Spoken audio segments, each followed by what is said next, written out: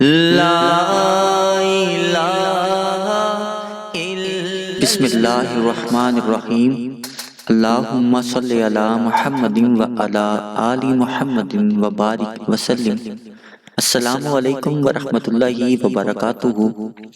امید کرتا ہوں آپ خیریت سے ہوں گے۔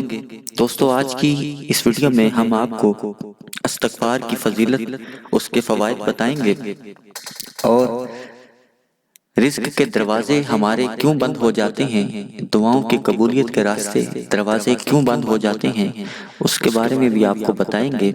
چلتے ہیں، ویڈیو شروع کرتے ہیں۔ اس سے پہلے اگر آپ نے ابھی تک ہمارا چینل فیصل روحانی ٹی وی سبسکرائب نہیں کیا، اس کو سبسکرائب کر لیں اور بیل آئیکن کو پریس کر لیں تاکہ آنے والی ہر ویڈیو کا نوٹیفیکیشن آپ کو ملتا رہے۔ دوستو، آج کل کے دور میں ہم اکثر اوقات بہت سارے گناہ دن میں کر لیتے ہیں۔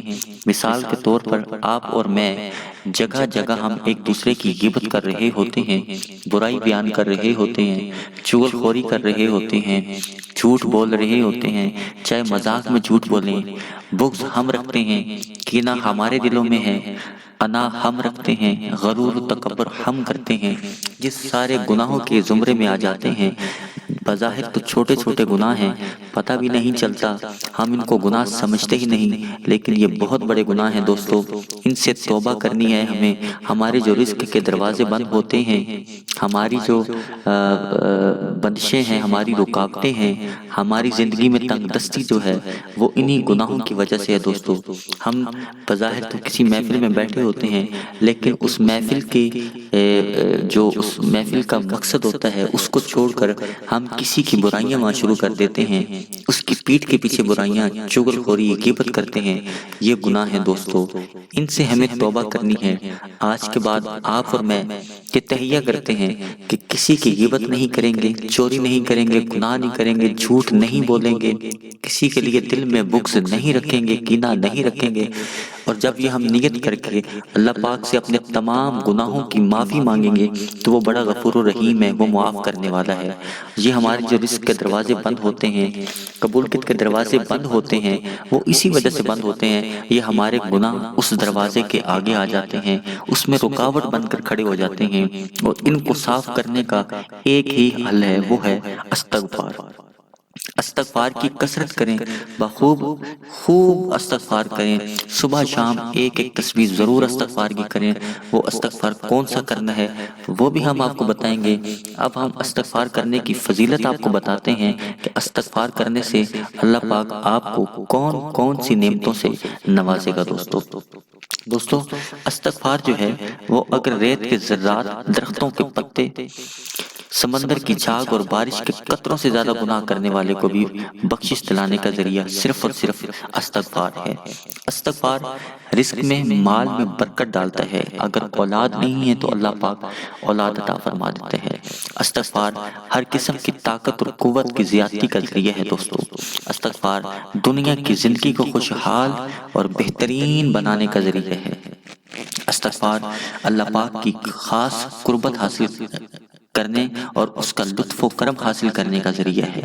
استغفار بڑے سے بڑے گناہوں میں بھی معافی کا ذریعہ ہے دوستو۔ استغفار دنیا اور آخرت میں ہر طرح کے عذاب سے بچاتا ہے۔ استغفار دنیا اور آخرت میں رحمتیں اور برکتیں حاصل کرنے کا ذریعہ ہے۔ استغفار دلوں کے اوپر لگی ہوئی گناہوں کی گندگی، زنگ اور میل کو اتارنے کا ذریعہ ہے، اور اس دل کو اللہ کی محبت کے قابل بنا دیتا ہے دوستو۔ استغفار ہر قسم کے غم اور پریشانیاں دور ہو جانے اور ایسی جگہ سے رزق حاصل ہونے کا ذریعہ ہے جہاں سے وہم و گمان بھی نہیں ہوتا۔ ہمارے پیارے آقا حضرت محمد مصطفیٰ صلی اللہ علیہ وآلہ وسلم دن میں 100 مرتبہ استغفار کیا کرتے تھے۔ نبی پاک صلی اللہ علیہ وآلہ وسلم کون سا استغفار کیا کرتے تھے وہ بھی ہم آپ کو اس ویڈیو کے آخر میں بتائیں گے دوستو۔ توبہ کرنے والوں کے لیے عرش کو اٹھانے والے فرشتے بخشش کی دعا کرتے ہیں، یہ اللہ پاک سورۃ المومن میں ارشاد فرماتا ہے۔ سیدنا انس بن مالک رضی اللہ تعالیٰ عنہ سے روایت ہے کہ نبی پاک صلی اللہ علیہ وآلہ وسلم فرماتے ہیں کہ اللہ کہتا ہے کہ اے آدم کے بیٹے، جب تک تو مجھ سے دعائیں کرتا رہے گا اور مجھ سے اپنی امیدیں اور توقعات وابستہ رکھے گا، میں تجھے بخشتا رہوں گا، چاہے تیرے گناہ کسی بھی درجے پر پہنچے ہوں، مجھے کسی بات کی پرواہ نہیں۔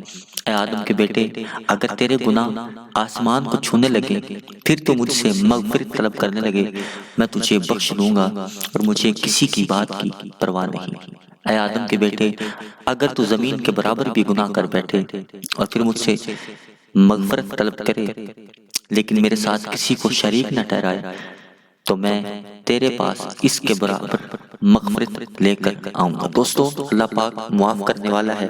آج ہی سے آپ اور میں یہ تہیہ کرتے ہیں، پچھلے تمام گناہ جو ہم سے ہو گئے، جانے میں انجانے میں، دل سے توبہ کریں کہ دوبارہ وہ گناہ ہم سے نہیں ہوں گے، وہ چاہے غیبت ہے، وہ جھوٹ ہے، وہ بغض ہے، وہ کسی کو گالی گلوچ ہے، کوئی بھی گناہ ہم نے کیا، چھوٹے سے چھوٹا، بڑے سے بڑا گناہ کیا، اللہ پاک معاف کرنے والا ہے۔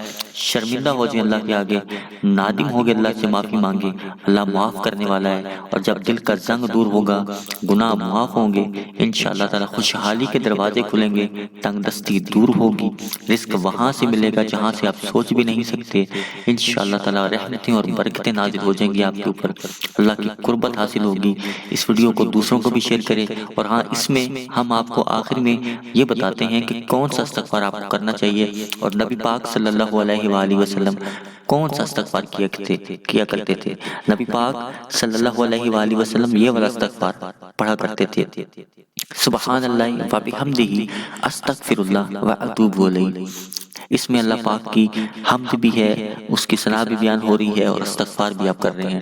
اور آپ یہ بھی کر سکتے ہیں، اور یہ والا استغفار بھی آپ پڑھ سکتے ہیں، استغفر اللہ ربی من کل ذنب و اتوب الیہ، یا پھر استغفر اللہ الذی لا الہ الا ھو الحی القیوم و اتوب الیہ۔